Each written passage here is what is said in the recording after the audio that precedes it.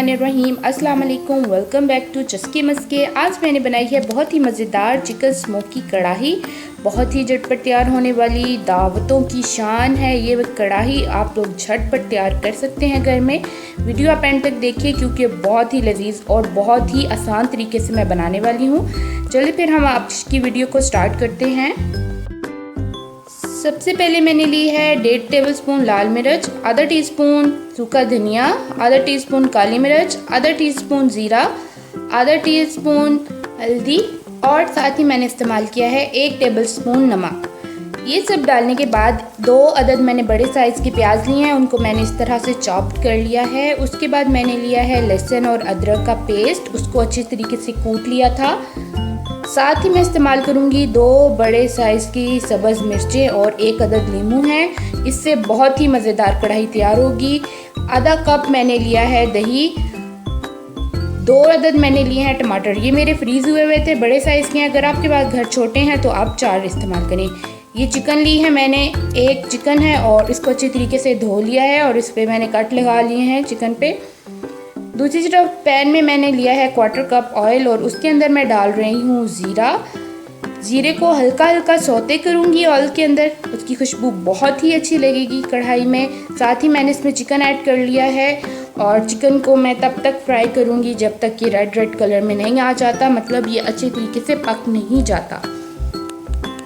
तो आप देख सकते हैं ये मैं हिला रही हूँ और आपने इसी तरह हिलाते रहना है ताकि ये अच्छे तरीके से कलर अपना चेंज कर ले। आप देख सकते हैं ये वाइट कलर में आ चुकी है। अभी भी मैं इसको मज़ीद फ्राई करूँगी कि ये लाल से रंग में आ जाए।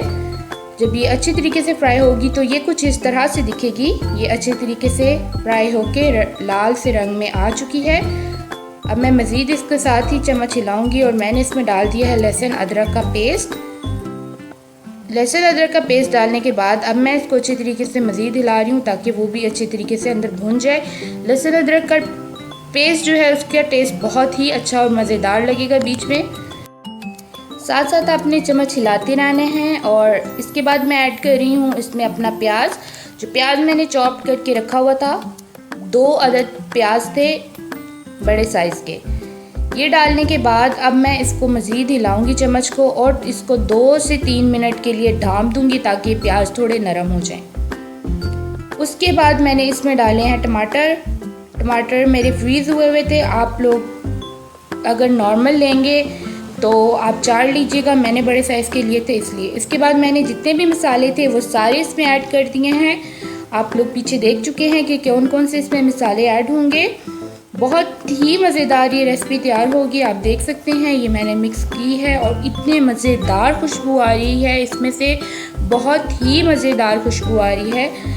और ये आप लोग बनाइएगा और मुझे कमेंट में ज़रूर बताइए कि आप लोगों को ये रेसिपी कैसी लगी और आप लोगों की कैसी तैयार हुई। इसके बाद मैं डाल रही हूँ 1/2 कप दही। दही डालने के बाद इसको मैं अच्छे तरीके से हिलाऊंगी ताकि ये दही जो है सारी मुर्गी में मिक्स हो जाए। ये देखिए ये अच्छे तरीके से तैयार हो चुका है। अब मैं इसको छोड़ने लगी हूँ हल्की फ्लेम पर 10 मिनट के लिए। ये हल्की आंच पर पकेगा। 10 मिनट के बाद कुछ ये इस तरह से तैयार हो गया है। हरी मिर्चें जो थी मैंने काट के रखी हुई वो मैंने इसके ऊपर डाल दी हैं। हरी मिर्चों का टेस्ट इसमें बहुत ही मज़ेदार लगेगा और आप देख सकते हैं।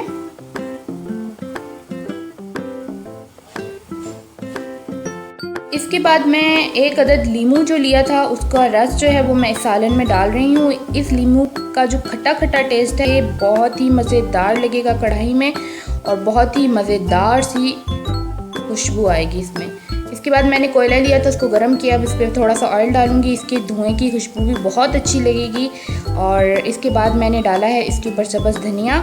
सब्ज़ धनिया डालने के बाद ये बिल्कुल तैयार हो चुका है। बहुत ही मज़ेदार खुशबू आ रही है।